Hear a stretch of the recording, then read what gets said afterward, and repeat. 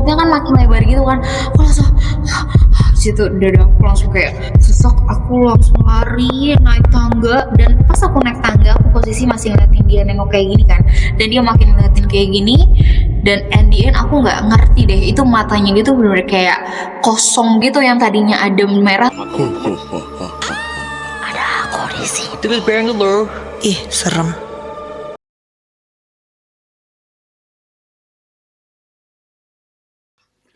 Halo Frenzy, selamat malam. Kembali lagi bersama Minzy di podcast Halo Bos. Di sini kita akan menjelajahi dunia misteri, makhluk halus, dan Cerita-cerita horor yang akan membuat bulu kuduk berdiri. bersama Email dan Nanda yang akan menemani kamu di malam Jumat ini. Halo Nanda. Halo Kemel. Sekarang kita sudah ada kedatangan bintang tamu nih. Hai Alfi. Hai Kak Email, kanan dan Halo.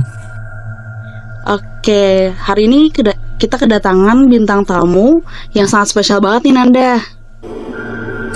Kalau episode kemarin kan kita sudah membahas tentang horor di kantor ya.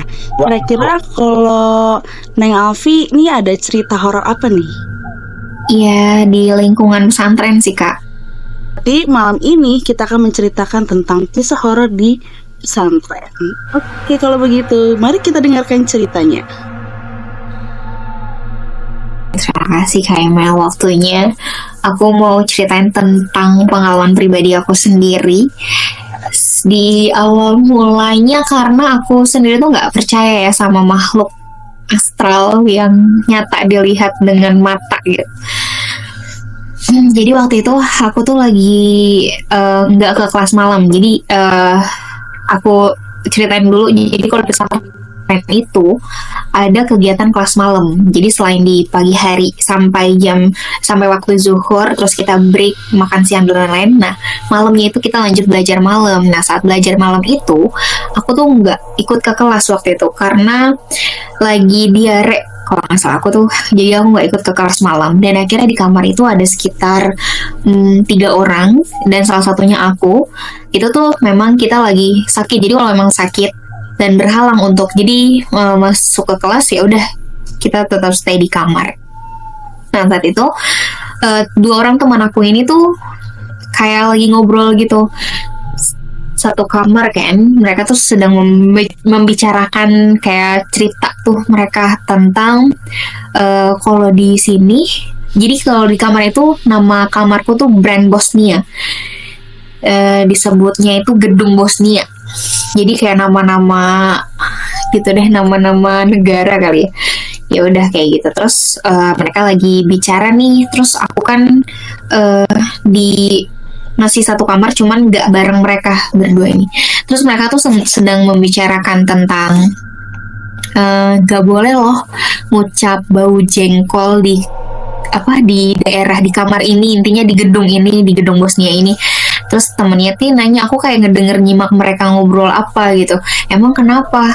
Ya soalnya kalau misalkan kita nyebut ih bau jengkol, nanti tuh pasti suka diganggu deh sama penunggunya. Soalnya dulu di sini tuh ada pohon besar banget, pohon jengkol, terus ditebang dan dijadiin gedung ini kayak gitu kan. Terus aku kayak nyimak dan karena mereka ngobrolnya besar, akhirnya aku kayak langsung nyangkal, jangan percaya kan sama kayak gituan. Aku bilang kayak gitu. Oh ya, disclaimer, mereka berdua ini adalah kakak kelasku di dalam kamar kayak gitu. Terus aku bilang jangan percaya kan sama kayak gituan, nggak ada kok, setan tuh nggak ada gitu. Aku tuh kayak apa ya, tidak percaya sama hal-hal goib kayak gitu Kak. Terus ya udah, akhirnya udah selesai itu aku tidur, maksudnya tidur juga kayak tiduran karena aku kan lagi diare kan. Terus pengen kamar mandi tuh saat itu. Pas aku pengen kamar mandi, aku keluar. Jadi posisi kamarku tuh di lantai 2. Nah, di lantai 2, nah posisi kamar ini, kamar nih 2 berderet kayak gitu. Nah, setelah kamar yang sebelah sini tuh kayak ada jembatan tangga dan turun ke bawah. Jadi tangganya itu ada di luar kamar gitu kan, turunan tangga itu. Nah, aku tuh ke kamar mandi lewatin tangga yang itu, dan setelah turun tangga di depan tangganya ini tuh ada gedung lagi. Jadi ibarat kayak 2 gedung. Ini kamarku di atas, nah ada gedung bawahnya lagi kan. Nah, di depan gedungnya ini tuh ada tangga yang tangga punyaku. tangga, jadi ada jembatan gitu. Nah udah pokoknya tangga turun, jadi ngelewatin jembatan dulu baru tangga turun kayak gitu kan. Terus pas aku lewat situ, aku masuk ke kamar mandi jemuran. Jadi kalau misalkan di belakang gedung aku ini ada space untuk ngejemur kayak gitu dan ada kamar mandinya. Di situ tuh kamar mandi yang jarang banget orang datang ke situ. Karena lagi-lagi kata orang-orang di situ tuh suka ada kejadian, misal nih dia mandi di jam tahajud gitu, terus gayungnya, oh ya aku mau ceritain, jadi posisi kamar mandi di pesantren aku tuh kayak bak yang menyatu gitu loh. Jadi nggak yang bak per kamar mandi gitu, nggak, tapi nyatu dia kayak sungai nggak sih, ya pokoknya baknya nyatu gitu. Terus itu jadi di kamar mandi itu tuh sering banget lah kejadian kayak gitu. Tapi aku nggak percaya kan, lagi-lagi. Jadi karena sepi, orang-orang semuanya pada ke kelas, jadi saat itu benar-benar sepi banget dan gak ada orang pula, dan itu kamar mandi terdekat. Tapi menurut orang itu terseram gitu. Tapi aku nggak percaya itu, jadi udah aku kamar mandi itu. Nah posisi pas aku turun di gedung kamarku ini kan, kamarku lantai 2. Nah temanku di lantai 1 ini kan. Di situ ada temanku yang lagi duduk di depan kamar. Jadi posisi kamarnya itu ada tangga lagi nih gitu. Jadi ada tangga setelah keluar kamar, jadi ada tangganya lagi baru ke tanah gitu. Tangga yang cuma 3 atau 4 kayak gitulah. Nah terus temanku lagi duduk situ di depan kamar sendirian. Terus aku tanya kan, namanya Fitri, kamu ngapain di depan kamar, nggak ke kelas gitu, kamu sakit? Aku tanya gitu. Dia diem aja. Posisi dia duduk tuh, karena dia duduknya itu di antara tangga itu, jadi posisi kaki kan di bawah ya, dan dia duduk kayak gitulah. Jadi kayak kalau duduk di tangga itu kan pasti kayak gini kan, dan dia tuh kayak duduk gini. Udah, dia nggak ngegubris omonganku, dia masih diam. Terus aku pikir mungkin dia emang gak mau ngomong kali ya. Udah deh, aku kamar mandi dulu ya. Kalau dulu kan di pondok tuh kita communication-nya itu pakai bahasa Arab kan, kayak ana adhabil amam awalanam gitu kayak gitu kan. Terus sudah tuh kayak aku kamar mandi. Pas udah selesai aku di kamar mandi, ya udah biasa aja gitu. Aku nggak yang merasakan apa-apa. Kalau kata orang ini serem, menurut aku ini biasa aja gitu. Karena aku nggak ada rasa takutnya sama sekali waktu itu. Even orang ngomong itu udah paling serem, ada kepala buntung di kamar mandi itu, aku nggak percaya. Terus juga itu kan ada 2 kamar mandi. Salah satunya itu ada kamar mandi yang maksudnya sampingnya itu tuh, orang pernah lihat, kakak kelas aku pernah lihat kalau itu ada kuntilanak warna merah, dia bilang, tapi aku nggak pernah nemuin itu gitu. Udah akhirnya aku selesai di kamar mandi, aku keluar.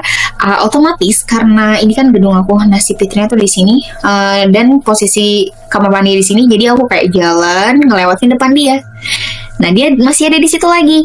Terus aku kayak tanya kan, Fitri nanti limaza gitu, nanti mari Raisa, ayo adzabillah hujrati, aku bilang gitu. Kamu kenapa? Ayo kita ke kamar aku aja yuk, daripada kamu di sini kedinginan, kamar kamu dikunci apa ya. Aku tadi belum cerita. Jadi kalau misalkan di kamar itu tidak ada orang yang sakit, otomatis dikunci. Jadi kamar itu semuanya dikunci. Takutnya kan kayak ada, ya itulah hal-hal yang tidak diinginkan, makanya dikunci setiap kamar. Nah karena di kamar aku ada yang sakit, jadi kamarku dikunci. Nah aku pikir temanku yang lagi duduk depan ini tuh dia sakit dan kamarnya dikunci, jadi aku ngajak dia untuk ke kamar. Tapi dia nggak, lagi-lagi dia tidak merespon apa yang aku tanya. Dia tetap duduk kayak gini sambil nundukin kepalanya kayak gitu kan. Terus aku si anak yang greget gitu orangnya. Jadi kalau misalkan orang aku nanya tuh orang harus jawab gitu, minimal oke, enggak gitu. Ya akhirnya aku deketin lah, aku samperin. Pas dia lagi kayak gini tuh, aku tengok mukanya kayak gini tuh. Jadi ibarat dia biar ngedangakin mukanya nih, minimal dia jawab dia kenapa, why. Karena itu kan sepi banget ya, gak ada orang. Sama sekali gak ada orang, karena semua pada ke kelas. Terus udah tuh, aku tanyain lagi, aku bener-bener mastiin sampai 3 kali aku nanya, anti limaza gitu. Kamu kenapa, Fitri gitu. Terus Abis itu dia cuman bilang geleng-geleng doang kayak gitu, kamu sakit, anti maridoh Laisa gitu kan, kamu mah sakit bukan, aku bilang gitu. Enggak, dia bilang kayak gitu. Terus aku tuh orangnya kalau ngobrol pasti maunya natap mata ya. Dan si Fitrinya itu yang tadinya kayak gini nunduk, dia langsung kayak gini Pas aku ngelihat matanya dia yang tadinya normal kayak kita ngelihat temen gimana sih, tiba-tiba matanya merah. Merahnya itu merah nggak wajar. Terus habis itu dia kayak yang aku masih nggak nyadar ya kalau misalkan lagi-lagi aku orangnya nggak penakut sama sekali. Aku pasti orangnya memastikan. Terus makin lama ditatap makin merah, terus merahnya juga nggak wajar gitu loh, bener-bener merahnya tuh merah apa ya, merahnya tuh muncul-muncul urat gitu loh. Aku juga nggak menyangka aku seberani itu. Kalau aku pikir-pikir waktu itu aku tetap melototin, ya Fitri kamu kenapa, kamu sakit ya? Aku sampai mastiin dia lagi ini dia kenapa, sakit nggak? Terus dan aku sadar ternyata kalau itu memang bukan manusia setelah pas aku tanya lagi kamu kenapa, aku ngeliat dia makin majuin kepalanya kayak gini, terus dia langsung ketawa gitu, terus mulutnya kan makin lebar gitu kan. Aku langsung situ dada aku langsung kayak sesak, aku langsung lari naik tangga. Dan pas aku naik tangga aku posisi masih ngeliatin dia nengok kayak gini kan, dan dia makin ngeliatin kayak gini. Dan in the end aku nggak ngerti deh, itu matanya gitu bener kayak kosong gitu, yang tadinya adem merah tuh kayak pas aku ngeliat pas di atas jembatan aku mau masuk ke kamar itu dia malah kayak ketawanya makin kencangnya bener-bener kencang. Wah ini bukan orang nih, jadi kayak langsung berubah mungkin ya, aku nggak tahu itu dia berubah jadi karena aku udah takut, soalnya dia makin kencang suaranya. Aku tuh takut orang-orang yang di kamar aku tuh jadi takut, jadi aku pikiran malah orang-orang yang ada di kamar aku takutnya mereka juga takut kita mau kemana akhirnya gitu loh, karena di bawah ada ini makhluk. Terus kayak aku jadi bikin orang scary gitu, jadi aduh ini gimana ya, terus semoga dia nggak makin teriak gitu, aku malah mikirnya kayak gitu. Terus aku ya udah aku lari dari tangga masuk ke kamar, aku langsung selimutan, terus aku gini menggigil. Dan malamnya ternyata aku kejang-kejang saking badannya panas, saking badan aku udah demam tinggi banget, jadi aku kejang-kejang. Terus kejang-kejangnya tuh bener-bener udah nggak ada sadar sama sekali. Terus pas aku sadar-sadar di jam subuh, karena kata ketua kamar aku tuh aku pingsan waktu itu, aku pingsan. Tapi pas setelah pingsan aku langsung kayak tidur karena udah bener-bener capek gitu kan. Nah pas paginya aku dibangunin tahajud, aku bener-bener panas, badanku bener-bener tinggi banget waktu itu. Terus lagi-lagi tapi kejangnya nggak separah semalam. Terus aku tanya ke aku kenapa ya semalam sama ketua kamar aku pas aku bangun.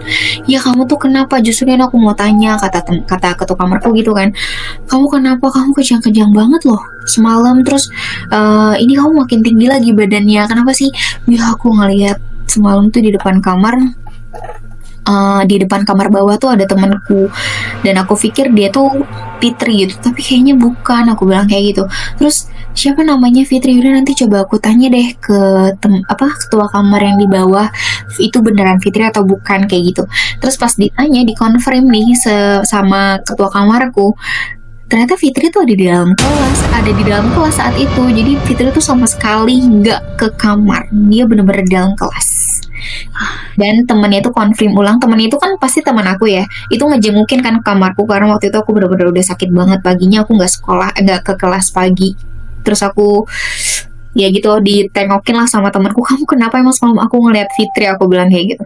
Tapi Fitri di samping aku, dia lagi tidur, dan karena hafalan jadi bener-bener dia ada di samping aku, kata temanku tuh kayak gitu. Ya itu, jadi ternyata itu bukan Fitri guys, itu makhluk. Karena memang aku tuh sadar pas dia ketawa lebar itu udah bukan manusia deh kayaknya, soalnya bener-bener makin lebar gitu mukanya, dan dia makin melotot kayak gini, matanya merah banget. Itu aku udah mulai sadar kalau itu bukan manusia. Nah dari situlah aku jadi percaya kalau makhluk itu ada, beneran ada gitu. Makhluk halus itu beneran ada, yang penting kita percaya aja gitu, kita yakin kalau misalkan mereka ada di samping atau sekitar kita, ya bener-bener jangan nantangin banget lah. Saat kejadian itu aku jadi mulai tahu rasa takut tuh gimana gitu deh. Wah, cukup bisa dibayangkan sekali sih ya, aku bener speechless itu. Tadi sorry banget nih, aku tadi agak, sebenarnya aku bukan ketawa sih, kayak shock aja gitu. Maksudnya aku sambil membayangkan nih Nanda, aku sambil membayangkan kayak pas ketika dia nengok terus langsung, nggak, aku pertanyaan satu sih, kenapa kamu sangat berani sekali pada saat itu? Kayak bener-bener kamu penasaran menatap si Huntu itu gitu. Putri itu. Soalnya aku orangnya nggak tegaan. Coba deh Kak Imal bayangin ada temen sendiri lagi sendirian depan kayak gitu kan, we don't know. Mungkin dia tuh kayak lagi feeling sakit gitu kan. Terus masa kita harus ngediemin gitu. Aku mikirnya ya udahlah, mungkin dia butuh bantuan gitu. Ya udah, aku bener-bener mastiin dia harus ngomong. Ternyata dia malah ketawa. Kalau Nanda sendiri sih mending tinggalin aja ya. Iya. Untuk ke gue. Atau ya. Gitu. Jadi itu sih pengalaman aku. Sumpah sih, ini kayaknya juga lebih serem juga sih, karena kebayang banget gak sih dari matanya merah terus tiba-tiba dia senyum. Wah, itu aku bisa ngebayang banget sih. Kalau kamu sendiri gimana, Nan? Terus senyumnya juga nggak senyum aja Kak, dia tuh ketawa terbahak-bahak gitu. Gimana sih, kayak tertawanya nggak kayak tertawa nggak gitu sih, cuman kayak Ini kepalanya muter nggak? iya, muternya tuh bener-bener 9, bahkan kayak normalnya manusia, nggak normalnya manusia kan kalau kita cuma sampai sini ya, dia tuh bener-bener ngemuterin kepalanya. Tadi aku nggak sempet cerita itu ya. Iya, bener-bener dia nguterin kepalanya sampai belakang sini. Oh, rindu banget. Sebetulnya kalau mukanya muka temanku ya, cuman yang bikin serem itu matanya dia merah nggak wajar, sama ekspresinya dia dan ngeluarin suara ketawa itu, sama puteran kepalanya sampai benar-benar belakang gitu sih yang bikin aku tuh mikir ini kayak bukan manusia deh gitu. Oke.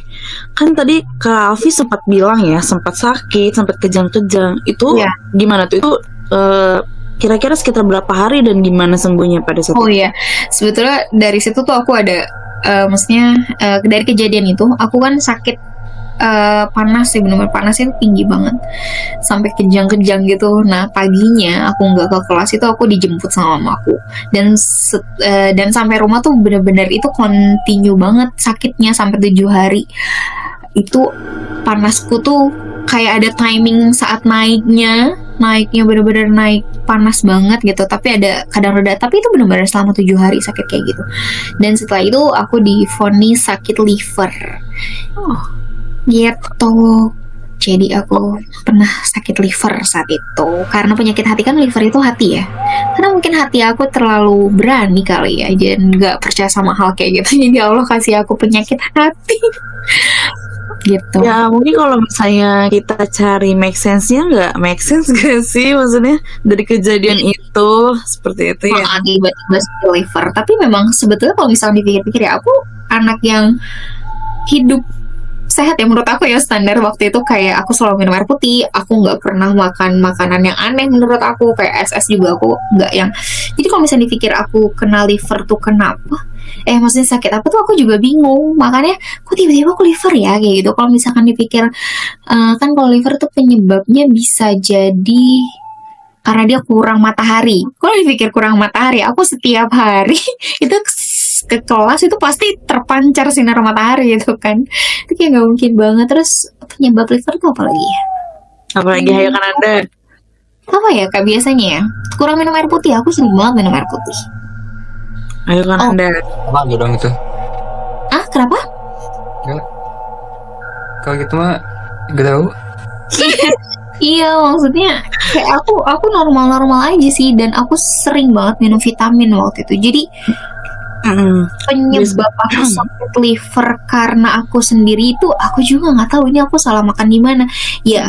Mungkin kalau misalkan di pesantren kan kita udah disediain makan ya, dan itu udah standarnya baik buat mereka gitu, maksudnya buat kita semua gitu, dari mulai vitamin, protein dan lain itu udah diatur. Dan nggak mungkin juga kalau seandainya aku sakit karena makanan pondok, otomatis semua orang juga harusnya sakit ya kan.